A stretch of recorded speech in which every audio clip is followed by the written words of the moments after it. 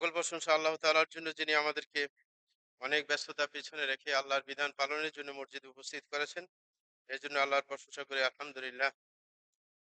এবং শতকোটি দরুদ ও সালাম সেই মহান ব্যক্তিত্বের জন্য যার দেখানো পথে চললেই শান্তি। প্রিয় ভাইরা আমার, ঈমানের পর সালাতের অবস্থান শরীয়তের মধ্যে। কারণ সালাত ছাড়া ঈমান টিকে না। রাসূল আকরাম সাল্লাল্লাহু আলাইহি ওয়াসাল্লাম বলেছেন, বাইনাল আবদি ওয়া বাইনাশ শিরকি ওয়াল কুফরি তারকুস সালাহ। যে একজন মানুষ এবং তার কাফের এবং মুশরিক হওয়ার মাঝে ব্যবধান হচ্ছে সালাত। যে সালাত ছেড়ে দিবে সে কাফের মুশরিক হয়ে যাবে। এবং এই কাজটা, এই সালাতের বিধানটা ঈমান যেরকম সবসময় থাকতে হয় এবং সালাদটা জীবনের সাথে সবসময় লেগে থাকতে হয়। কারণ এই সালাতের মহান কিছু উদ্দেশ্য রয়েছে এবং এই সালাদটা প্রাত্যহিক 5 বেলা করে পড়তে হয়। কোনোদিন এমন মিস যাবে না যে সেই দিন নামাজ ছাড়া আপনি থাকতে পারবেন। তাইলে প্রাত্যহিক মুমিনের জন্য যে কাজটা ঈমানের পরে সবসময় করতে হয় সেটা সালাত। কারণ এর উদ্দেশ্য আছে আল্লাহর সাথে সম্পর্ক ঘনিষ্ঠ রাখা। যে আল্লাহ যে আপনার স্রষ্টা, তার সাথে সম্পর্ক টিকিয়ে রাখতে হলে এই সালাতের প্রয়োজন। এবং এই সালাত আপনাকে সমস্ত আপনার ভয় ভীতি এবং চিন্তা অস্থিরতা সবকিছু থেকে আপনাকে রক্ষা করবেন। এবং এই সালাত আপনাকে সকল রকমের অশ্লীলতা এবং যত অপকর্ম আছে সবগুলো থেকে এই সালাত রক্ষা করবেন। এবং এই সালাত একজন মানুষের মনের স্থিরতার জন্য প্রয়োজন। কিন্তু মনে রাখা দরকার, প্রত্যেক জিনিসের একটা বাহ্যিক রূপ আছে এবং আভ্যন্তরীণ একটা রূপ আছে। যেমন মানুষের বাহ্যিক পোশাক আশাকে একটা রূপ আছে, কিন্তু তার ভিতরগত আরেকটা রূপ আছে।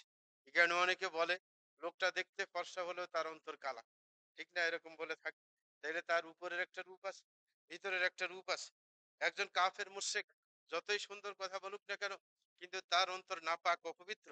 কারণ সে শিরকের উপর প্রতিষ্ঠিত। এই কারণে তাদেরকে বলা হয়েছে ইন্নামাল মুশরিকুনা নাজাস। যারা শিরিক করে তারা নাপাক। কারণ তার ভিতরের ব্যাপার, ভিতরটা খারাপ, উপরে যতই সুন্দর হয়। এই কারণে উপরের ব্যাপারটা গুরুত্বপূর্ণ নয়, বুদ্ধিমানদের নিকটে ভিতরের ব্যাপারটা গুরুত্বপূর্ণ। একজন মানুষের মন যদি পরিষ্কার হয়, তার যদি ইখলাস থাকে, হ্যাঁ, তাইলে তার মূল্য অনেক বেশি আল্লাহর কাছে। এই কারণে আল্লাহ বলছেন, ইন্না আক্রামাকুম ইনদাল্লাহি আতকাকুম। যে তোমাদের মধ্যে সবচাইতে বেশি সম্মানী আমার কাছে যিনি তোমাদের মধ্যে সবচাইতে আমাকে বেশি ভয় পায়। তাইলে ভয় পাওয়ার ব্যাপারটা অন্তরের সাথে সম্পর্ক। তাইলে অন্তরের মূল্য আল্লাহর কাছে সবচাইতে বেশি। বাহ্যিকতার গুরুত্ব নেই। এই কারণে রাসূল আকরাম সাল্লাল্লাহু আলাইহি ওয়াসাল্লাম হাদিসের মধ্যে বলেছেন, ইন্নাল্লাহা লা ইয়ানজুরু ইলা সুওয়ারিকুম ওয়া আজসাদিকুম ওয়ালাকিন ইয়ানজুরু ইলা কুলুবিকুম ওয়া আমালিকুম। যে আল্লাহ কখনো তোমাদের বডির দিকে তাকান না, তোমাদের চেহারা সুরতের দিকে তাকান না, সেটা তাকানোর বিষয় নয়। কিন্তু আল্লাহ দেখেন তোমাদের অন্তরের দিকে এবং তোমাদের কর্মের দিকে। সুতরাং সেটা হচ্ছে গুরুত্বপূর্ণ। সুতরাং সালাতেরও দুইটা রূপ রয়েছে। একটা হচ্ছে বাহ্যিক রূপ, যেটা আপনার আরকানের মাধ্যমে, ওয়াজিবাতের মাধ্যমে প্রতিষ্ঠিত হয়। যেটা বাহ্যিক একটা রূপ আছে, যে আপনি সমস্ত রুকন পালন করলেন, সমস্ত ওয়াজিবাত পালন করলেন, সুন্নাহগুলো পালন করে, এটা একটা বাহ্যিক রূপ আছে। ভিতরের আরেকটা রূপ আছে, সেটা হচ্ছে অন্তরের সাথে আল্লাহর কানেকশন। হ্যাঁ, যেটাকে মুনাজাত বলা হয়। যে এই কানেকশন সেটা হচ্ছে গুরুত্বপূর্ণ, যেটাকে নামাজের রূহ বলা হয়। নামাজের আসল রূহ হচ্ছে সেটা, যেটার নাম আরবিতে বলা হয় খুশু। খুশু এবং খুদু, দুইটা শব্দ কিন্তু আরবিতে আছে। খুশু অন্তরের সাথে সম্পর্ক, খুদু আছে বাহ্যিকতার সাথে সম্পর্ক। মন যদি আল্লাহমুখী হয়, তখন বাহ্যিক যে আপনার বডির অঙ্গ প্রত্যঙ্গ আছে সেটাও কিন্তু আল্লাহমুখী হয়। এই কারণে সালাফদের মধ্যে অনেককে দেখা গেছে যে তারা আপনার যখন সেজদায় পড়েছিলেন, তখন তাদের পিঠের উপর সেই পাখি বসতো, টের পাইতেন। কারণ তাদের যেরকম অন্তর আল্লাহমুখী হয়েছে, শরীরটাও অঙ্গ প্রত্যঙ্গ আল্লাহমুখী হয়েছে। যার কারণে আর খবরই থাকে নাই যে উপরে কি বসেছে, পিঠে কি বসেছে। এই কারণেই ব্যাপারটা এমন হয়েছে। তাইলে যেরকম আমাদের যে সালাত, এই সালাত তখন আপনার কার্যকরী হবে, উদ্দেশ্য পালনে তখনই সফল হতে পারবো আমরা, যদি আমাদের এই সালাদটা যদি তার খুশু সহ হয়। এটা আমাদেরকে নিষ্কৃতি দিতে পারবে সমস্ত অস্থিরতা থেকে, এবং আমাদের মনের প্রশান্তি নিয়ে আসতে পারবে, এবং আমাদেরকে সমস্ত অস্থিরতা থেকে দূরে রাখতে পারবে, যদি এটার মধ্যে রূহ থাকে, খুশু থাকে। যদি খুশু না থাকে, তাইলে কখনো আপনার এই সালাত কার্যকরী হবে না। এই কারণে অনেকের প্রশ্ন থাকে যে আল্লাহ জাল্লা শানহু বলেছেন, ইন্না সালাতা তানহা আনিল ফাহশাই ওয়াল মুনকার। যে সালাত মানুষকে অশ্লীলতা থেকে এবং অসৎ কাজ থেকে দূরে রাখবে। কিন্তু অনেককে দেখা যায় 5 বেলা সালাত সঠিকভাবে জামাতের সাথে পড়ে, কিন্তু তারপরে অশ্লীলতা তার সাথে লেগেই আছে। আছে নাকি নাই? এরকম অনেক ব্যক্তি রয়েছে। হ্যাঁ? তো সুতরাং এটার উত্তর কি? উত্তর এটা, যে সালাতের আপনার ভিতর যেটা রূহ শূন্য হয়ে যাওয়ার কারণে এই সালাত আর কার্যকরী হিসেবে কাজ করেনি, নাকি না? এটা হচ্ছে আসল কারণ। এই কারণে ইবনুল কাইয়্যিম রাহমাতুল্লাহ সুন্দর কথা বলেছেন যে কার্যকরী হওয়ার যে কথা আছে, এটা দৃষ্টান্ত উনি দিয়েছেন যে একটা অস্ত্র আপনার, যেমন একটা ছুরি ধরেন, এই ছুরিটা তার কর্মক্ষমতার জন্য দুইটা জিনিস লাগে। একটা হচ্ছে তার ধার লাগবে, আরেকটা হচ্ছে তার পেশি শক্তি লাগবে। একটা ছোট বাচ্চাকে দিয়ে যদি আপনি ধারালো কুড়াল দেন অথবা ছুরি দেন, সে কিন্তু জিনিসটা কাটতে পারবে না, কারণ তার পেশিতে এখনো শক্তি আসে নাই, ঠিক না? অনেক ভোঁতা ছুরি দিয়ে যার গায়ে শক্তি আছে, শক্তি ব্যয় করে সে কাটিয়ে ফেলতে পারে। তাইলে আপনার শর্ত সাথে থাকতে হয়।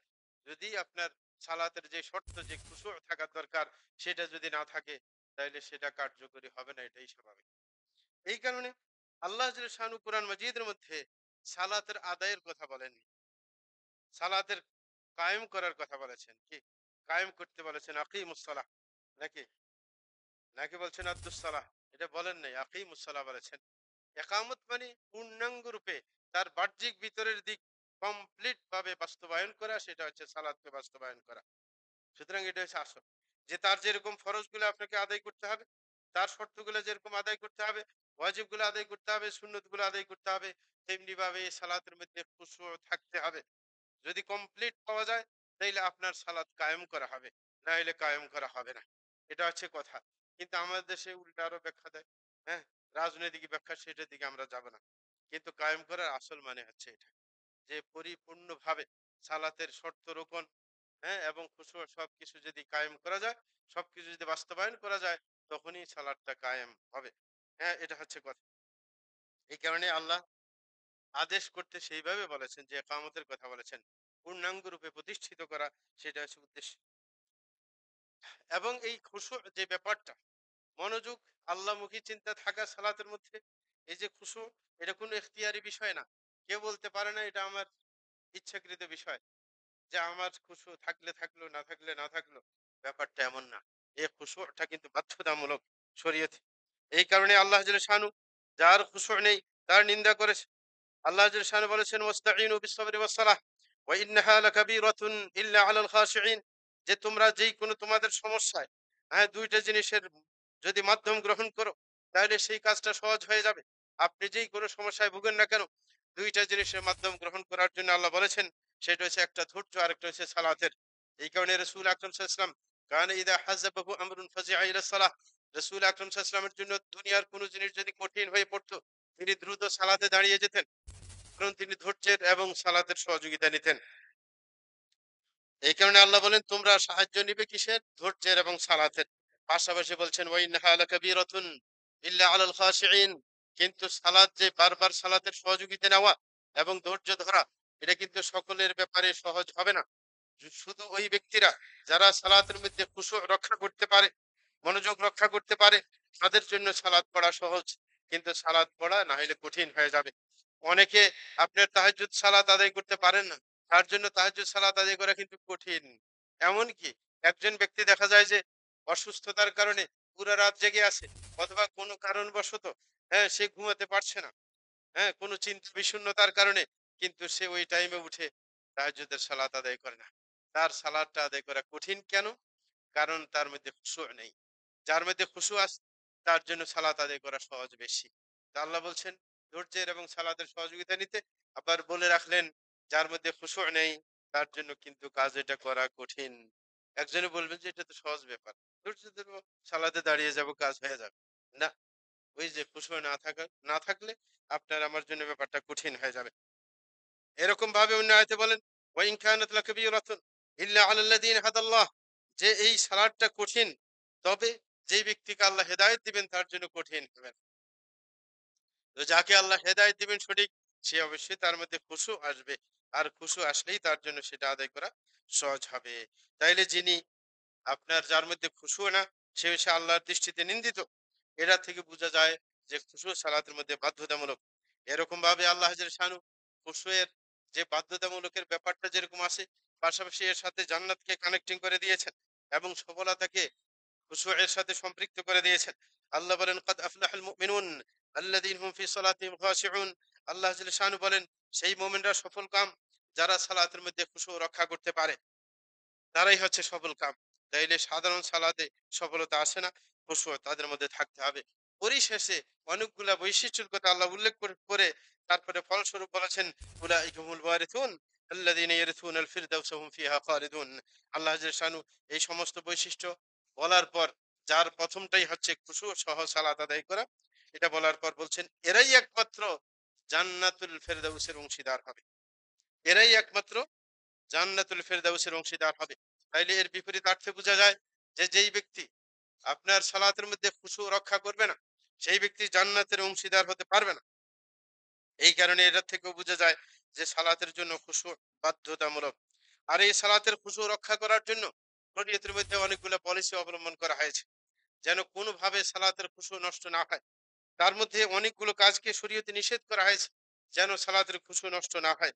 এই কারণে প্রথমত যেমন হাদিসের মধ্যে নিষেধ করা হয়েছে আকাশের দিকে তাকানোর ব্যাপারটা, যে সালাতরত অবস্থায় আকাশের দিকে উপরের দিকে তাকানো যাবে না, কারণ সালাতের খুশু নষ্ট হয়ে যাবে। রাসূল আকরাম সাল্লাল্লাহু আলাইহি ওয়াসাল্লাম বলেন মা বালু আকওয়ামিন ইয়ারফাউনা আবসারহুম ইলা সামাই ফি সালাতিহিম হাত্তা ক্বালা লা ইয়ানতাহুন্না আন যালিকা আও লা তুখতাফান্না আবসারহুম। বুখারীর হাদিস। রাসূল বলেন ওদের কি হলো যে তারা সালাতের মধ্যে আকাশের দিকে তাকায়, বলে যে তারা যদি এই কাজ থেকে ফিরে না আসে তাহলে তাদের চোখকে নষ্ট করে দেওয়া হবে, তাদের চোখের দৃষ্টি শক্তিকে ছিনিয়ে নেওয়া হবে। তাহলে ভয়ঙ্কর হুমকি। কেন জানো? কারণ উপরের দিকে তাকালে তার আপনার খুশু নষ্ট হয়ে যাবে অন্যদিকে যদি তাকায়। এরকম ভাবে অন্য আরেকটা হাদিসে মুসলিমের বলা হয়েছে লায়ান্তাহুন্না লায়ান্তাহিয়ান্না আকওয়ামুন ইয়ারফাউনা আবসারহুম ইলা সামাই ফি সালাহ আও লা তারজিউ ইলাইহিম। যে কিছু সংখ্যক মানুষ যারা আকাশের দিকে সালাতের মধ্যে তাকায় তারা তাদের এই অপরাধ থেকে দূরে সরে আসবে, না হলে তাদের দৃষ্টি শক্তি নষ্ট করে দেওয়া হবে। মুসলিমের হাদিস, বিশুদ্ধ হাদিস। তাইলে কেন কঠিন ভাবে প্রতিরোধ করা হয়েছে সালাতের মধ্যে উপরে তাকাতে, যেন খুশুটা নষ্ট না হয়ে যায়, কারণ খুশুটা হচ্ছে গুরুত্বপূর্ণ বিষয়। তেমনি ভাবে আরেকটি ব্যাপার, শুধু উপরের দিকে তাকানো না, শরীয়তের মধ্যে সালাতে অবস্থানরত অবস্থায় যে আপনি ডাইনে বামে কোনো দিকে সামনে কোনো দিকে তাকাতে পারবেন না। কোনো দিকে যদি তাকান দৃষ্টি অন্য জিনিসের সাথে নিবদ্ধ হয়ে যাবে, আপনার খুশু নষ্ট হয়ে যাবে। এই কারণে রাসূল আকরাম সাল্লাল্লাহু আলাইহি ওয়াসাল্লাম যখন আবু জাহাম একজন সাহাবী ছিলেন মদিনার কাপড় আমদানিকারক, তিনি একবারে রসুলকে ভালোবেসে তিনি একটা জামা নিয়ে আসছেন 50 দিরহাম দিয়ে রসুলের জন্য। হ্যাঁ, যেটার মধ্যে ডোরা ডোরা দাগ ছিল, মানে জামার মধ্যে ডোরা ডোরা দাগ ছিল। রসুলকে হাদিয়ে দিলেন, রসুল নিলেন, কারণ রসুলকে যে কোনো জামা দিতেন, কাপড় ব্যবসায়ী যেটা ওই সমস্ত অঞ্চলে প্রসিদ্ধ ছিল। এই কারণে জামা কোনোটা সুন্নত না। কেউ বলবে জুব্বা পরা সুন্নত, সুন্নত হ্যাঁ, এটা অধিকাংশ নেককাররা পড়ে। এই কারণে সেই পোশাক পরলে ভালো। কারণ নেককাররা যেটা পড়বে সেই পোশাক পরে খারাপ কাজ করা একটু কঠিন হবে। ঠিক না? এইজন্য। কিন্তু রাসূলের কাছে যে কোনো পোশাক নিয়ে আসতেন। কিন্তু যখন ডোরা ডোরা দাগের একটা পোশাক নিয়ে আসা হলো, রাসূল আকরাম সাল্লাল্লাহু আলাইহি ওয়াসাল্লাম সেটা পরে সালাত আদায় করলেন। যখন সালাত আদায় শেষ করলেন, তখন রাসূল আকরাম সাল্লাল্লাহু আলাইহি ওয়াসাল্লাম এক সাহাবীকে জামাটা খুলে দিয়ে বললেন, হ্যাঁ, যে এটা নিয়ে ইযহাবু বিহি ইলা আবি জাহাম, যে এটা নিয়ে যাও। আবু জাহামের কাছে তাকে ফেরত দিয়ে আসো। ওয়াতুনি বিজানিয়াতিহি, এবং তার কাছ থেকে আমার জন্য আগে যে আমার জন্য জামা নিয়ে আসতো যেগুলা দাগ ছাড়া ডোরা ডোরা দাগ নেই, সেরকম একটা নিয়ে আসো, সাদা সিধে। তাইলে রসুল আকরম সাল্লাল্লাহু আলাইহি ওয়াসাল্লাম এই যে ডোরা ডোরা দাগওয়ালা এই জামাকে কেন প্রত্যাখ্যান করলেন? কারণ সেটা তার খুশবুয়ের মধ্যে বাধা দিয়েছে। সালাতে থাকা অবস্থায় ওই দাগের দিকে চোখ গেছে, কে ভালো লেগেছে, তাই এই কারণে তার খুশুকে নষ্ট করে দিয়েছে। এই কারণে মসজিদকে কারুকার্য করতে নিষেধ করা হয়েছে, যেন মসজিদের কারুকার্যের দিকে মানুষের চোখ না পড়ে। নতুবা সালাতরত অবস্থায় সামনে যদি কারুকার্য খুবই সুন্দর হয়, কেউ যদি ওই মুসল্লি আগে থেকে এই মসজিদের মুসল্লি না, নতুন ভাবে এই মসজিদে এসেছে, সেই ওই দিকে তার দৃষ্টি নিবদ্ধ হয়ে যাবে যে কত সুন্দর কারুকার্য নাকি। এই কারণে মসজিদকে এরকম কারুকার্য করতে নিষেধ করা হয়েছে, কারণ মানুষের দৃষ্টি কেড়ে নেবে এই জন্য। এই জন্য সালাতের মধ্যে আপনার অন্যদিকে তাকানো নিষেধ, কারণ খুশুকে নষ্ট করে দেয়। এই কারণে রসুল আকরম সাল্লামকে সালাতে এই দিক সেই দিক তাকানোর ব্যাপারে যখন জিজ্ঞাসা করা হয়, রসুল আকরম সাল্লাম বললেন ও ইখতিলাসুন ইখতালিসু শাইতানু মিন সালাতিল আবদ। বুখারীর হাদিস। রসুল বললেন যে মানুষ যে এই দিক ওই দিক সালাতের মধ্যে তাকায়, এটা হচ্ছে ফু মারা শয়তানের পক্ষ থেকে। শয়তান মানুষের সালাতকে নষ্ট করার জন্য, হ্যাঁ, তার আপনার দৃষ্টিকে অন্যদিকে দিয়ে দেয়, যেন তার কি আপনার যে মনোযোগটাকে যেন নষ্ট করে দেওয়া যায়। হ্যাঁ, সে কি থাবা মারে একটা। হ্যাঁ? মানুষের নামাজের মধ্যে যেন নামাজের রূপটাকে ছিনিয়ে নেওয়া যায়। এটা হচ্ছে উদ্দেশ্য শয়তানের। এরকম ভাবে রাসূল আকরাম সাল্লাল্লাহু আলাইহি ওয়াসাল্লাম খুশুকে গুরুত্ব দেওয়ার জন্য রাসূল আকরাম সাল্লাল্লাহু আলাইহি ওয়াসাল্লাম এক হাদিসের মধ্যে বলেন যে আল্লাহ জাল্লা শানহু যতক্ষণ পর্যন্ত কোন নামাজি ব্যক্তির খুশু যদি সালাতে থাকে তখন তার দিকে আল্লাহ জাল্লা শানহু রহমতের দৃষ্টি দিয়ে থাকেন। রাসূল বলছেন লা ইয়াজালুল্লাহু মুকবিলান আলাল আবদি ওয়া হুয়া ফি সালাতিহি মা লাম ইয়ালতাফিত ওয়া ইযা ইলতাফাতা ইনসারাফা আনহু। যে কোন ব্যক্তি যদি সালাতের মধ্যে যদি সে মনোযোগী হয়, আল্লাহমুখী চিন্তা চেতনা নিয়ে যখন সে সালাত আদায় করতে থাকে ততক্ষণ পর্যন্ত আল্লাহ জাল্লা শানহু তার দিকে দৃষ্টি দিয়ে থাকেন। আর যখন দেখে যে অন্যদিকে তাকাচ্ছে, তার মনোযোগ নষ্ট হয়ে গেছে, আল্লাহ তার দৃষ্টি তার থেকে সরিয়ে নেন। তাইলে খুশুয়ের গুরুত্ব কতটুকু সেটা আমরা এখান থেকে বুঝতে পেরেছি। এমনকি শুধু আমাদের নবী না, যেই কোন নবী আপনার তার উম্মতকে এই ব্যাপারে সতর্ক করেছিলেন। যেমন ইয়াহইয়া আলাইহিস সালাতু ওয়াস সালাম, তিনি বনী ইসরাইলকে একসময় বলেছিলেন যে আমরুকুম বিসসালাহ ফা ইন্নাল্লাহা আযজা ওয়া জাল ইয়ানসিবু ওয়াজহাহু লিওয়াজহি আবদিহি মা লাম ইয়ালতাফিত ওয়া ইযা সাল্লাইতুম ফালা তালতাফিতু। মুসনাদ আহমদের হাদিস। রাসূল হযরত ইয়াহইয়া আলাইহিস সালাতু ওয়াস সালাম বলেন বনী ইসরাইলকে যে আমি তোমাদেরকে সালাতের আদেশ করছি। কারণ আল্লাহ জাল্লা শানহু যখন কোন ব্যক্তি সালাতে দাঁড়ায় তখন তার চেহারাকে সেই বান্দা যে সালাত আদায় করে তার চেহারার দিকে আপনার দৃষ্টি ফিরিয়ে দেন সেই দিকে, যতক্ষণ পর্যন্ত তার দৃষ্টি অন্যদিকে না যায়। তার দৃষ্টি অন্যদিকে চলে গেলে আল্লাহ তার দৃষ্টি তার থেকে তুলিয়ে নেন। এই কারণে তিনি বলছেন তোমরা সালাত আদায় করলে কখনো এদিক সেদিক তাকাতে যাবে না। এরকম ভাবে যেন সালাতের খুশুটা রক্ষা পায়, এই জন্য সালাতের মধ্যে অযৌক্তিক কোনো অপ্রয়োজনীয় কোনো নড়াচড়াকে শরীয়ত নিষেধ করেছেন। এই কারণে যদি অযৌক্তিক বেশি নড়াচড়া হয় নামাজ নষ্ট হয়ে যায়, যেটা হানাফি পরিভাষায় ফিকহি পরিভাষায় আমলে কাসির বলে। যে বেশি আপনি নাড়াচাড়া করলেন, কতক্ষণ হাতের ঘড়ি দেখলেন নামাজের মধ্যে, কতক্ষণ ওই জামায় কোনো ময়লা আছে কিনা এটা দেখলেন বারবার এই সেই, হ্যাঁ? আপনার শরীরে কোনখান দিয়ে মোছা মারলেন, চুলকাইলেন, এই জাতীয় আরকি। হ্যাঁ? যে অনেকে এই সমস্ত অ মানে অযথা কাজে ব্যস্ত থাকেন। এগুলা কিন্তু শরীয়তে নিষেধ। এই কারণে রাসূল আকরাম সাল্লাল্লাহু আলাইহি ওয়াসাল্লাম এক হাদিসে বলেন, "মালি আরাকুম রাফি'i আইদিকুম কাআন্নাহা আযনাবু খাইলিন শুমুস।" উসকুনু ফিস সালাহ। মুসলিম শরীফের হাদিস যে আমার কি হলো যে আমি তোমাদেরকে দেখতে পাচ্ছি যে তোমরা হাত উঁচু করো না সালাতের মধ্যে। হাত উঁচু করো সালাতের মধ্যে, যেমন তোমাদেরকে অস্থির সেই ঘোড়ার লেজের মতো, অস্থির ঘোড়া যেরকম লেজ নাড়াতে থাকে এরকম তোমরা হাতকে এরকম উঁচু করো সালাতের মধ্যে, সেটা বন্ধ করো। উসকুনু ফিস সালাহ, তোমরা সালাতের মধ্যে স্থির হওয়ার চেষ্টা করো। এটা কিন্তু আমাদের দেশে হানাফি যারা আলেম আছে এটা কিন্তু আমাদের রফি এদেনের বিপক্ষে আপনার, হ্যাঁ, উপস্থাপন করতে চেষ্টা করে। কিন্তু সেটা রফুল ইয়াদাইনের বিপক্ষে না, বরং সাহাবায়ে কেরাম রফুল ইয়াদাইন ছাড়া এমনি সালাতের মধ্যে হাত উঁচু করতেন উপরের দিকে। মাঝে, মাঝে হাত উঁচু করতেন। অনেকে এরকম করে জামাকে সোজা করার জন্য এই হাত উঁচু করে, ওই হাত উঁচু করে এইগুলা। কারণ নতুবা বিশুদ্ধ হাদিস দ্বারা প্রমাণিত রফুল ইয়াদাইনের কথা। সুতরাং এই হাদিস ওই হাদিসের সাথে সমন্বয় করলে আর ওদের আপনার দলিল টিকে না। তারা এদের দিয়ে আপনার, হ্যাঁ, বলে যে চুপ করে থাকতে, নড়াচড়া নিষেধ। না, যেখানে নড়াচড়া আদেশ করা হয়েছে সেটা তো করতেই হবে। যাই হোক, আরেকটা হচ্ছে আপনার সালাতের মধ্যে খুশু না থাকলে কিন্তু সওয়াব পরিপূর্ণ পাওয়া যায় না। যেটা আগেই বলছিলাম যে সালাতের সওয়াবের জন্য পরিপূর্ণ কার্যকারিতার জন্য খুশু অবশ্যই বাধ্যতামূলক। এই কারণে কারোর যদি খুশু না থাকে অথবা খুশুর মধ্যে যদি আপনার ঘাটতি থাকে তখন সালাত এক মসজিদে সবাই পড়লো কিন্তু দেখা যাবে আপনার প্রত্যেকের সালাত একরকম সওয়াব আসেনি।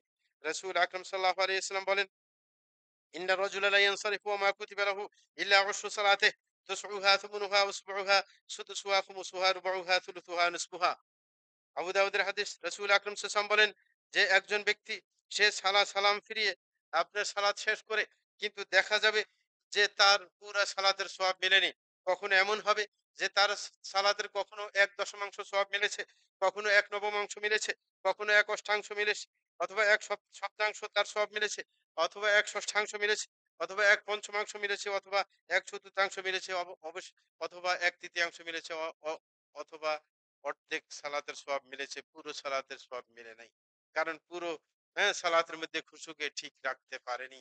তাইলে খুশুর ব্যবধানের কারণে প্রত্যেকটা মানুষ একই ইমামের পিছনে, হ্যাঁ, আপনার সালাত আদায় করেছে কিন্তু সালাত শেষে প্রত্যেকের সওয়াব কিন্তু এক পরিমাণ না।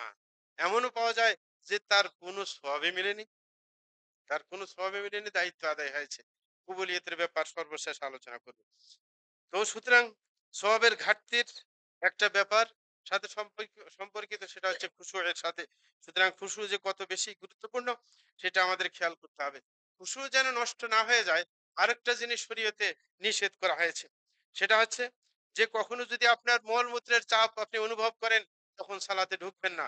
যখন আপনি অত্যন্ত খিদায় থাকেন, বারবার খানার দিকে মন চলে যায়, তখন এই খাদ্য উপস্থিত থাকা অবস্থায় সালাত আদায় করতে যাবেন না। হ্যাঁ, জামাত তখন মিস করা জায়েজ।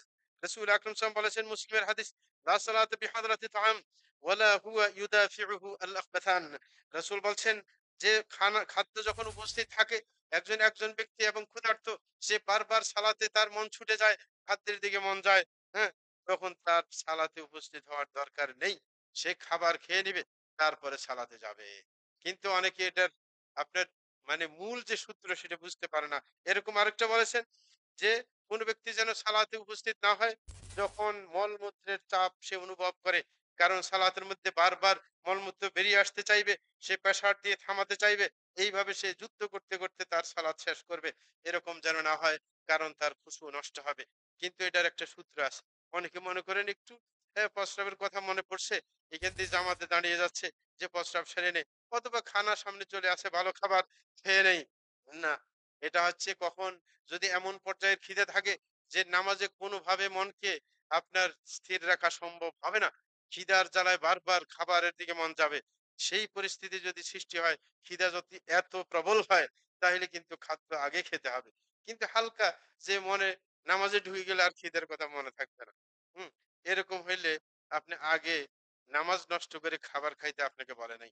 অথবা আপনার প্রস্রাব একটু মনে চাইছে যে প্রস্রাব একটু করলে ভালো হইতো, এমত অবস্থায় একামত দিয়ে দিছে, আপনার অজু আছে, কিন্তু করলে একটু ভালো হইতো আর কি। না, এই অবস্থায় আপনি জামাত বাদ দিয়ে আপনার প্রস্রাবখানে লাইন দিবেন, সেটার কোনো দরকার নেই। হ্যাঁ, কখন প্রস্রাবের ব্যাগ আসলে আপনি আগে প্রস্রাব করবেন, যদি মনে হয় যে বারবার প্রস্রাবে চাপ দিবে সালাতে গেলে, আমার সালাতের খুশু নষ্ট করবে, এমন পরিস্থিতিতে আপনি আগে প্রস্রাব করে নেবেন, আগে আপনার মলত্যাগ করা সেরে নেবেন। সুতরাং কেন নিষেধ করা হয়েছে এমত অবস্থায়? যেন খুশু নষ্ট না হয়ে যায়। এরকম ভাবে এই খুশুটা এত গুরুত্বপূর্ণ। এই খুশুটা কিন্তু আপনার শেষ যুগে সর্বপ্রথম এই খুশুকে উঠিয়ে নেওয়া হবে। আপনার মানুষের মাঝ থেকে খুশুটা সর্বপ্রথম উঠিয়ে নেওয়া হবে। রাসূল আকরাম সাল্লাল্লাহু আলাইহি ওয়াসাল্লাম বলেন, আবু দারদার হাদিস, যে তিনি বলেন, কুন্না মা রাসূলিল্লাহি সাল্লাল্লাহু আলাইহি ওয়াসাল্লাম ফাশাখাসা বিবসরিহি ইলা সামা ثم قال هذا أوان يختلس العلم من الناس حتى لا يقدروا منه على شيء। তিনি বলেছেন, আমরা একদা রাসূল আকরাম সাল্লাল্লাহু আলাইহি ওয়াসাল্লামের সাথে ছিলাম। হঠাৎ করে রাসূল আকরাম সাল্লাল্লাহু আলাইহি ওয়াসাল্লাম তার দৃষ্টি আকাশের দিকে ক্ষেপণ করলেন। তারপরে বললেন যে এটা এমন একটা সময় এসেছে, সেই সময়ের মধ্যে এলেমকে উঠিয়ে নেওয়া হবে, ছিনিয়ে নেওয়া হবে এলেমকে মানুষের মাঝ থেকে, যে এমন হবে যে তারপরে সত্যিকার জ্ঞান আর কেউ আহরণ করতে পারবে না। তখন জিয়াদ রাহিমাহুল্লাহ তিনি বলছিলেন যে কাইফা ইউখতালাসু বিন্না। জিয়াদ রাদিয়াল্লাহু আনহু বলেন যে আমাদের মাঝ থেকে কিভাবে আমাদের সেই এলেমকে ছিনিয়ে নেওয়া হবে। ওয়াকাদ কারানাল কুরআন, অথচ আমরা কোরআন পড়েছি, এবং আল্লাহর কসম খেয়ে বলছি, ফাওয়াল্লাহি লানাকরান্নাহু ওয়া লানুকরিয়ান্নাহু নিসাআনা ওয়া আবনাআনা। বলে যে আল্লাহর কসম খেয়ে বলছি, আমরা সর্বদা কোরআন পড়তেই থাকবো, এবং আমরা নিজের স্ত্রী সন্তানকে শিখাতেই থাকবো। কখনো আমরা এটা থেকে দূরে চলে যাব না। তারপরও আমাদের এলেম কিভাবে আমাদের কাছ থেকে ছিনিয়ে নেওয়া হবে। তখন রাসূল বললেন, থাকিলাতকা উম্মুকা ইয়া জিয়াদ, যে তোমার মা তোমাকে হারিয়ে বসুক। এটা দোয়া। রাসূল যদি এরকম বলেন, এটা বদদোয়ার মতো, কিন্তু দোয়া। তো বলতেছিলেন যে ইন কুনতু লাউদ্দুকা মিন ফুকাহাই আহলিল মদিনা, বলে যে আমি তো তোমাকে মদিনার যারা বিচক্ষণ মানুষ, গভীর জ্ঞানের অধিকারী, তাদের মধ্যে গণনা করতাম, কিন্তু তুমি তো এটা বুঝতে ফেল করলে। তারপরে রাসূল আকরাম সাল্লাল্লাহু আলাইহি ওয়াসাল্লাম ব্যাখ্যা দিচ্ছেন যে হাযিহি তাওরাত ওয়াল ইনজিল ইনদাল ইহুদি ওয়ান নাসারা ফামাযা তুগনি আনহুম। বলে যে কোরআন হাদিস থাকলেই যে এলেম থেকে যাবে সেটা নয়, বরং যে তাওরাত এবং ইনজিল, এটা তো ইহুদি খ্রিস্টানের কাছে এখনো আছে নাকি নাই? আছে। কিন্তু সেটা কি তাদেরকে কোনো উপকারে দিতে পেরেছে? এরকম কোরআন থাকবে, কোরআন পড়াপড়ি চলবে, আপনার হাফেজের কোনো অভাব পড়বে না। বাংলাদেশের সবচাইতে বেশি হাফেজ বিশ্বের মধ্যে। ঠিক না? কোনো মানে হাফেজের অভাব পড়বে না, কোরআনও অনেক বেশি থাকবে, কিন্তু কোরআনে কাজ দিবে না। কি? আসল জ্ঞানটা উঠিয়ে নেওয়া হবে। শুধু মুখস্থই থাকবে। হ্যাঁ? আসল ভিতরের যে রূহ সেটা চলে যাবে। সেটাই বলতেছিলেন রাসূল আকরাম সাল্লাল্লাহু আলাইহি ওয়াসাল্লাম। জুবাইর বলছিলেন, উনি একজন বর্ণনাকারী হাদিসের। তিনি বলছেন, ফালাকিতু উবাদাহ যে আমি এই হাদিস শোনার পর আতঙ্কিত হলাম। আমি হযরত উবাদা ইবনে সামিতের কাছে গেলাম। আমি বললাম, আলা তাসমাউ ইলা মা ইয়াকুলু আখুকা আবু দারদা। আমি বলছিলাম যে আবু দারদা তো একটা হাদিস বলেছিল, এটা কি আপনি শুনেছিলেন? সে এরকম এরকম বলেছিল। হ্যাঁ, তখন তিনি বলছেন সাদাকা আবু দারদা, যে উনি বললেন আবু দারদা সঠিক কথাই বলেছে। হ্যাঁ, বলছে ইন শি'তা লাউ উহাদ্দিসান্নাকা বিআউয়াল ইলমিন ইউরফা'ু মিনান নাস আল খুশু' ইউশিকু আন তাদখুলা মাসজিদ জামাআতিন ফালা তারা ফীহি রাজুলান খাশিআ। তিনি বলছিলেন, উবাদা ইবনে সামিত রাদিয়াল্লাহু আনহু বলছিলেন, তুমি যদি চাও আমি আরেকটু বাড়িয়ে বলতে পারি, যে তোমাকে বলবো সর্বপ্রথম জ্ঞান যেটা আল্লাহ জাল্লা শানু মানুষ থেকে উঠিয়ে নেবেন, সেটা হচ্ছে খুশুয়ের জ্ঞান। যে সালাতের মধ্যে খুশু থাকবে না, এটাই সর্বপ্রথম মানুষ থেকে উঠিয়ে নেওয়া হবে। এবং তিনি বলছেন ইউসুকা আন তাদখুলা মসজিদে জামাআহ, যে তুমি দেখবে অচিরেই তুমি বড় একটা মসজিদে, যেগুলাতে জামাত হয়, এমন একটা মসজিদে ঢুকবে, দেখবে কোন একজন মানুষের সালাতে খুশু ছিল না, এমন হবে। অনেক সময় এমন হয় সালাতের মধ্যে ভুল হয়েছে, ইমাম সাহেব ভুল করেছেন, পুরা নামাজ শেষ হয়ে গেছে, কারোর কোনো খবর নাই যে সালাতে ভুল করে ফেলেছেন। পরবর্তীতে যখন বলে ইমাম সাহেব আমি মনে হয় এক রাকাত কম পড়েছি, তখন ওদের একটু হুঁশ হয়, বলে যে হ্যাঁ হ্যাঁ এক রাকাত কম হয়েছে। হ্যাঁ, ঠিক না? মানে আগে খবর নাই, মানে আগে খুশু নাই, কারোর অন্তর, হ্যাঁ, আপনার আল্লাহমুখী ছিল না, নামাজের দিকে ছিল না, যার কারণে পুরা মসজিদ খুশু ছাড়াই ছিল। খুশু ছাড়া পুরা মসজিদের মুসল্লি, কারোর খুশু আপনার ছিল না। এটা হচ্ছে সর্বপ্রথম যেটা উম্মতের মধ্য থেকে উঠিয়ে নেওয়া হবে, সেটা হচ্ছে খুশু। সুতরাং আমরা ধরে রাখার চেষ্টা করব। প্রিয় ভাইরা আমার, হুযায়ফা রাদিয়াল্লাহু তাআলা আনহু থেকে একই রকম বক্তব্য এসেছে, তিনি বলেছেন আউয়ালু মা তাফকিদুনা মিন দীনিকুম আল খুশু', যে সর্বপ্রথম যেই ধার্মিকতাকে তোমরা হারিয়ে বসবে সেটা হচ্ছে খুশু', যে খুশুটা সর্বপ্রথম উঠে যাবে। ওয়া আখিরু মা তাফকিদুনা মিন দীনিকুম আস-সালাহ, এবং তিনি বলছেন সর্বশেষ যেই জিনিসটা ইসলামের মধ্যে থেকে উঠে নেওয়া হবে সেটা হচ্ছে সালাত। কিয়ামতের আগ পর্যন্ত সালাত থাকবে। হ্যাঁ, সর্বশেষ এটাই উঠে যাবে, আর সবগুলো আগে আগে উঠে যাবে। হ্যাঁ, কি একবারে শেষ এটা উঠে যাবে। তখন আর এমন যুগ আসবে যে কেউ সালাত কাকে বলে, সিয়াম কাকে বলে এটা জানবে না, এমন একটা সময় আসবে। এটা হচ্ছে একেবারে শেষ সময়। কিন্তু সালাদটা অনেকদিন থাকবে। এখনো আছে, আরো থাকবে। এই কারণে রাসূল আকরাম সাল্লাল্লাহু আলাইহি ওয়াসাল্লাম খুশু না থাকলে, হ্যাঁ, সেই অবস্থা থেকে আল্লাহর কাছে আশ্রয় চেয়েছেন। এই কারণে রাসূল আকরাম সাল্লাল্লাহু বলছেন, আল্লাহুম্মা ইন্নী আউযুকা মিন কলবিন লা ইয়াখশা, যে হে আল্লাহ আমি আশ্রয় চাচ্ছি আপনার কাছে এমন অন্তর থেকে, যে অন্তর আল্লাহমুখী হয় না, যে অন্তরের মধ্যে খুশু নেই, এমন অন্তর থেকে আপনার কাছে আশ্রয় চাচ্ছি। এমন অন্তর যেন আমার না হয়। প্রিয় ভাইরা আমার, খুশু নিয়ে, খুশু এর গুরুত্ব নিয়ে অনেক কথা বলা হয়েছে। এখন আমাদের যে ব্যাপারগুলো দরকার সেটা হচ্ছে এই খুশুটা কিভাবে আসবে? এটার মাধ্যম কি? মাধ্যম জানা দরকার। শুধু খুশু প্রয়োজন, প্রয়োজন বললেই তো শেষ হয়ে যায় না। এই খুশুটা আমাদের মধ্যে নেই, কিন্তু আমরা কিভাবে আনতে পারি সেটার কিছু টিপস আমরা দেওয়ার চেষ্টা করছি। তার মধ্যে একটা হচ্ছে যে আপনি সালাতের টাইমের প্রতি আগে থেকেই আপনার যেন সব সময় আপনার আকাঙ্ক্ষিত থাকে, এবং ওই যে মসজিদের সাথে মন লেগে থাকার যে কথা আছে, হ্যাঁ, ওয়াকালবুন, হ্যাঁ, ওয়ারাজুলুন কলবুহু মুআল্লাকুন বিল মাসাজিদ, যারা আরশের নিচে ছায়া পাবে তাদের একজন ছিল কে, যে যার অন্তরটা মসজিদের সাথে লেগে থাকবে। মসজিদের সাথে লেগে থাকা মানে কখন মসজিদ থেকে আজানের ধ্বনি শোনা যাবে, হ্যাঁ, এই এখন বর্তমানে আজানের ধ্বনি শুনতে হয় না, হাতে ঘড়ি আছে, মোবাইল আছে সাথে, বারবার মোবাইল দেখে, ঘড়ি দেখে, যে টাইম কত হয়েছে, আর কত টাইম সালাতের বাকি আছে, হ্যাঁ, ওই হিসেবে আপনার ব্যবস্থা গ্রহণ করে। পুরুষ মহিলা সবাই, মহিলাও কোনো খাবার কি চুলোয় তুলে দেবে না, আগে টাইম দেখবে যেই খাবারটা কি সালাতের টাইমের আজানের আগে আগে শেষ হবে কিনা, নাকি শেষ হবে না। যদি শেষ না হয় তাইলে সে খাবার চুলোয় তুলে দেবে না। কারণ অনেকে আছে খাবার চুলোয় তুলে দিলে পরে খাবার নষ্ট হওয়ার আশঙ্কা করে, সালাতে দেরি করে। মহিলারা কিন্তু এইগুলো বেশি করে। অধিকাংশ মহিলা, নামাজি মহিলারাও কি আপনার সালাত সঠিক টাইমে পড়ে না, অনেক দেরি করে পড়ে। তার হাতের খুঁটিনাটি কাজ সব শেষ করে তারপরে গোসল করে সালাত আদায় করবে, তখন দেখা যায় ৩টা বেজে গেছে। ঠিক না? না, গোসল করা যদি ফরজ হয়ে থাকে সেটা ভিন্ন ব্যাপার। ফরজ হইলে দ্রুত গোসল করে নেবেন সকালেই। হ্যাঁ? কিন্তু ওটার জন্য আপনি সব কাজ শেষ করে আবার গোসলের জন্য বসে থাকবেন না। কিন্তু ওটা পরিচ্ছন্নতার জন্য। পরে আপনার শরীরের দুর্গন্ধ দূর করার জন্য। কারণ পাকঘরে থাকলে শরীরের যে কাপড়-চোপড় থাকে এগুলা দুর্গন্ধ হয়ে যায়। খাবারের গন্ধ চলে আসে। এই কারণে আপনি সালাত পড়তে পারেন। এই সালাত আমাদের দেশে তো আগে থেকেই নিয়ম আছে। মহিলারা যেই কাপড় সাধারণত পরে ওই কাপড় পরে সালাত আদায় করে না। তাদের সালাতের জন্য ভিন্ন কাপড় থাকে। সুতরাং আপনি সালাতের জন্য কাপড় এটা খুলে তো আরেকটাই পড়বেন। তাইলে সমস্যা কিসের? তারপরে আপনি বাকি কাজ করেন। তারপরে আপনি শেষ পর্যন্ত ওই যে আপনার খাবারের দুর্গন্ধ, ধোঁয়ার দুর্গন্ধ দূর করার জন্য আপনি গোসল করে নেবেন বা নাই করলেন। ঠিক আছে? সেটা ভিন্ন ব্যাপার। কিন্তু আপনি সব কাজ শেষ করে তারপরে আপনি গোসল করবেন, তারপরে সালাত আদায় করবেন। সেটা দীর্ঘ সময়ের ব্যাপার। সেটা যেন না হয়। সালাত যেন দেরি করে পড়া না হয়। এটা ১ নম্বর। যে আগে থেকে সালাতের টাইমের কথা সবসময় মানসিকতায় যদি থাকে, তখন সালাতের মধ্যে খুশু থাকে। ২য় নম্বর, সালাতের আযান যখন হয়ে যায়, সাথে, সাথে আপনি পরিপূর্ণরূপে শরীয়ত যেভাবে আদেশ করেছে, সেইভাবে সুন্দরভাবে ওযু করবেন। এটা হচ্ছে সালাতের খুশু এর কারণ। এই কারণে রাসূল আকরাম সাল্লাল্লাহু আলাইহি ওয়াসাল্লাম একবার সালাতের মধ্যে ভুল করেছেন।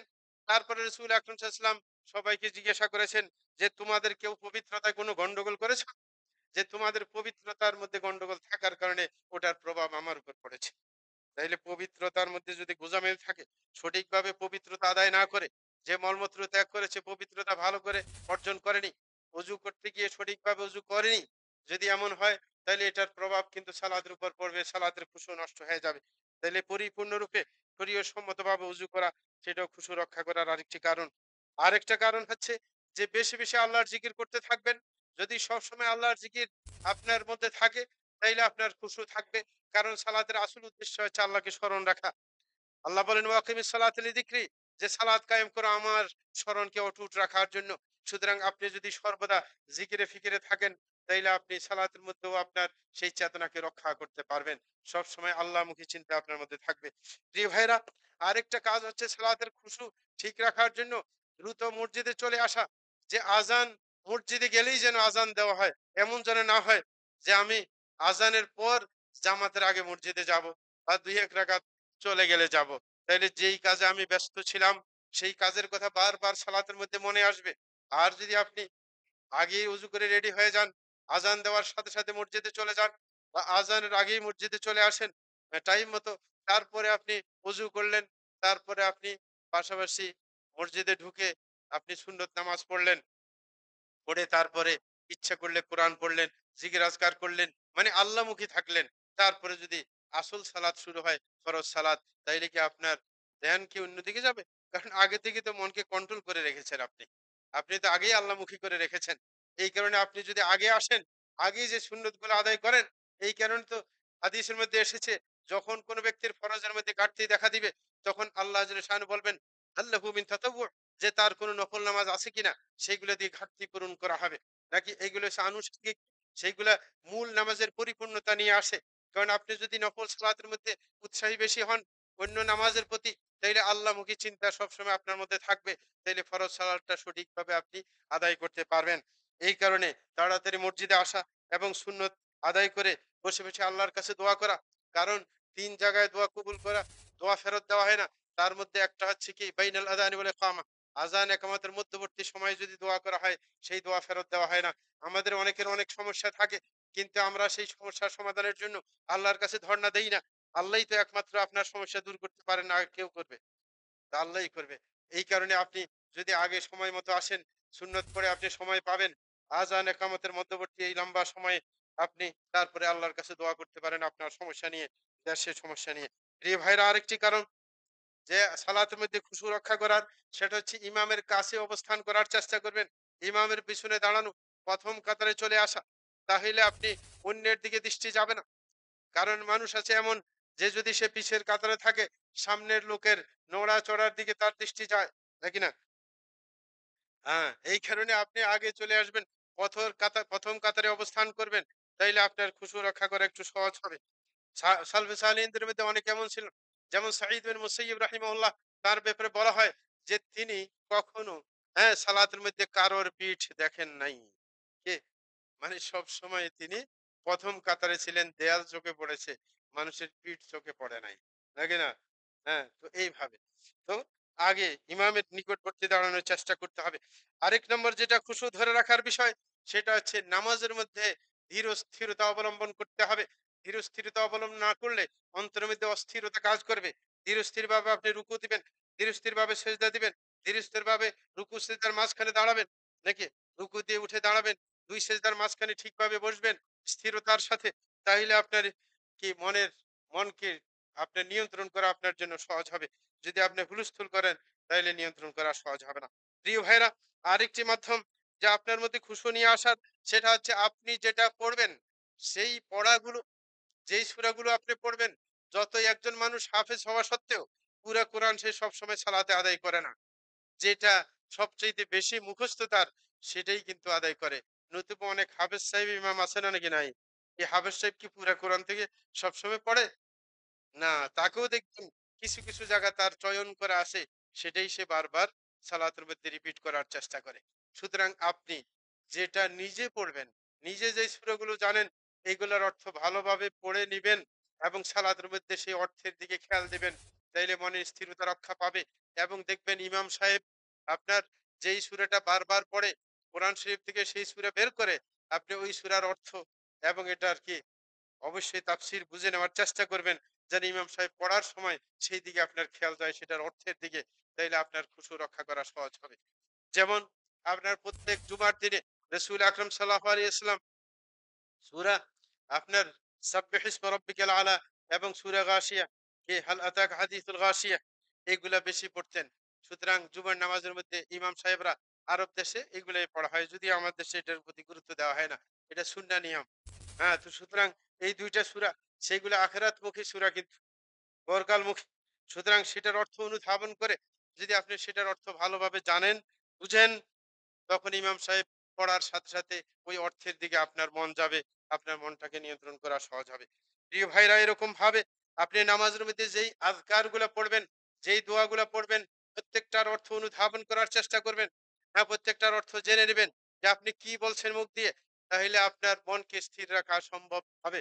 যদি আপনি না বুঝেন যে কি দোয়া করছেন অথবা কি জিকির পড়ছেন, তাহলে কিন্তু মনের আপনার খুশু ধরে রাখতে পারবেন না। প্রিয় ভাইরা, আরেকটা হচ্ছে অন্তরে কোনো ভাব উদ্রেক হলে সাথে, সাথে সেটাকে প্রতিরোধ করার চেষ্টা করবেন। কখনো সেটাকে স্থির হতে দিবেন না। অনেকে আছে কোনো একটা ভাব আসছে, সে প্রতিরোধ করে নাই। ওই ভাবের পিছনেই সে পড়ে গেছে। শেষ পর্যন্ত ওইটাই চিন্তা করতে, করতে সালাতের সালাম ফিরিয়ে দেওয়া হয়েছে। না, ভাব আসতেই পারে। শয়তান তো আপনাকে চেষ্টা করবে শয়তান খুশু নষ্ট করার জন্য। যখনই কোনো ভাব আসবে সেটাকে প্রতিরোধ করবেন। খেয়াল করবেন যে আমার দিকে আল্লাহ তাকিয়ে আছেন। সুতরাং আমার খুশুকে রক্ষা করতে হবে। সেটাকে কখনো নষ্ট হতে দেওয়া যাবে না। এই কারণে সবসময় সেটার খেয়াল করতে হবে যে কখনো কোনো ভাব আসলে সেটাকে স্থান দেওয়া যাবে না। সাথে, সাথে ক্যানসেল করে দিতে হবে, প্রতিরোধ করতে হবে। প্রিয় ভাইরা, আরেকটা আপনার নিজের খুশুকে ধরে রাখার বিষয় হচ্ছে আল্লাহর মহত্বের কথা স্মরণ করতে হবে। যে আমি কার সামনে দাঁড়িয়েছি সেটার কথা অনুধাবন করতে হবে। সালাফদের মধ্যে অনেকে অন্য একটা পলিসি গ্রহণ করেছিলেন, যে এক সালাফকে যখন জিজ্ঞাসা করা হলো যে আপনি কিভাবে সালাতের খুশুকে ধরে রাখতে পারেন, তখন তিনি বলছিলেন আমি সুন্দর করে উজু করে তারপরে সালাতে গিয়ে তাকবীর যখন দেই, তারপরে যখন সালাত আদায় করতে থাকি, আমি মনে করি যে আল্লাহ আমার সামনে আছেন এবং আমার ডানে জান্নাত আছে, আমার বামে জাহান্নাম আছে, হ্যাঁ, এবং আমি ফুলসিরাতের উপর দাঁড়িয়ে আছি। এরকম আমি মনে করি, তখন আমার খুশুকে আমি ধরে রাখতে পারি। সেটা একটা পলিসি আরকি। হ্যাঁ, মূল কথা হচ্ছে এটা কোনো হাদিসে আসে নাই। মানে এক সালাফের পলিসির কথা বললাম আরকি। কিন্তু আসল হচ্ছে আল্লাহর আযমতের কথা। যে আল্লাহ যে মহান মহিয়ান, হ্যাঁ, সেটার কথা স্মরণ করতে হবে যে মহান স্রষ্টার সামনে আমি দাঁড়িয়ে আছি। তিনি আমার দিকে তাকিয়ে আছেন। যখনই আমার হুঁশও নষ্ট হবে তিনি দৃষ্টি ফিরিয়ে ফেলবেন। সুতরাং সেই কথা আপনার চেষ্টা করতে হবে। আর সেটা নামাজের মধ্যে বারবার তাকবীরের মাধ্যমে স্মরণ করিয়ে দেওয়া হয়। নামাজের মধ্যে বারবার তাকবীর আছে না? নাকি আল্লাহু আকবার? যে আল্লাহ কি সবচাইতে বড়। সুতরাং তার বড়ত্বের কথা সবসময় মনে রাখতে হবে সালাতের মধ্যে। প্রিয় ভাইরা, আরেকটা হচ্ছে সালাতের খুশুকে রক্ষা করার জন্য সেজদার জায়গার দিকে তাকিয়ে থাকতে হবে। সেজদার জায়গা থেকে অন্যদিকে দৃষ্টি ফেরানো যাবে না। আপনি যখন দাঁড়ানো অবস্থায় থাকবেন, সেজদার জায়গার দিকে থাকবেন। দৃষ্টি সেজদার জায়গার দিকে থাকবে। রুকু অবস্থায় থাকবেন, সেজদার জায়গার দিকে আপনার দৃষ্টি থাকবে। এটা হচ্ছে নিয়ম। আর এটা না থাকার কারণে অনেকের পিঠটা ঠিক হয় না। যার হইছে নিচের দিকে পায়ের দিকে তাকায়, ওর কিন্তু আপনার লেভেলটা ঠিক আসে না। কিন্তু সেজদার জায়গার দিকে দৃষ্টি দিলে লেভেলটা ঠিকই আসে। আপনি এটা পরীক্ষা করে দেখবেন। মাঝে, মাঝে আরেকজনকে বলবেন যে রুকুর মধ্যে আমার কি অবস্থানটা ঠিক থাকে কিনা? হ্যাঁ? যদি ঠিক না থাকে আবার লেভেলটা ঠিক করে নিবেন। হ্যাঁ? বাকি সেজদার জায়গার দিকে দৃষ্টি থাকলে সাধারণত লেভেলটা ঠিক থাকে। জি ভাইরা আমার, আরেকটা ব্যাপার সেটা হচ্ছে আপনার নিজের খুশুকে ধরে রাখার জন্য যেই আয়াত এবং সূরাগুলো আপনি সবচাইতে বেশি মুখস্থ জানেন, সেইগুলা না পড়ে এটার পরিবর্তন দরকার। নতুন, নতুন মুখস্থ করে কোরআন তেলাওয়াত করা দরকার। কারণ যেটা মুখস্থ জানেন সেটা আপনার মনোযোগ ছাড়াও মুখ দিয়ে বের হবে। সূরা ফাতিহা পড়তে আপনার কি মনোযোগ লাগবে? নাকি এমনি মুখ দিয়ে বের হবে? যেই সূরাগুলো আপনি দীর্ঘদিন থেকে পড়ে আসছেন, সেই সূরাগুলো পড়তে মনোযোগ প্রয়োজন হয় না। এই কারণে আপনি নতুন, নতুন